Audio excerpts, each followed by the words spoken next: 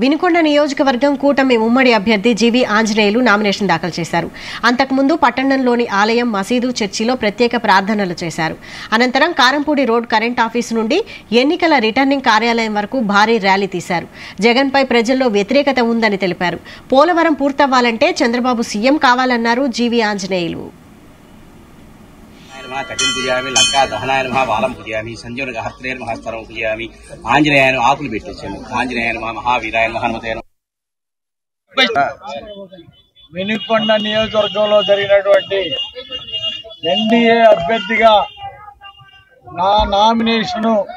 నేను నామినేషన్ వేసే కార్యక్రమానికి తెలుగుదేశం, జనసేన, బీజేపీ నాయకులు, కార్యకర్తలందరూ పెద్ద ఎత్తున వేలాదిగా తరలి వచ్చి మండు టెండను కూడా లెక్క చేయకుండా నామినేషన్ మహోత్సవ కార్యక్రమాన్ని విజయవంతం చేసినటువంటి వేలాది మంది కార్యకర్తలకు, నాయకులకు నా ధన్యవాదాలు. పేరు పేరున నమస్కారాలు, ధన్యవాదాలు తెలియజేస్తున్నా.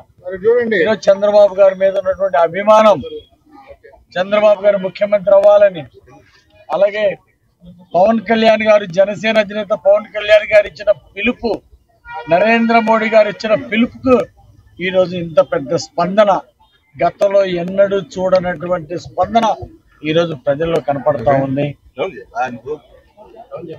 ప్రత్యేకంగా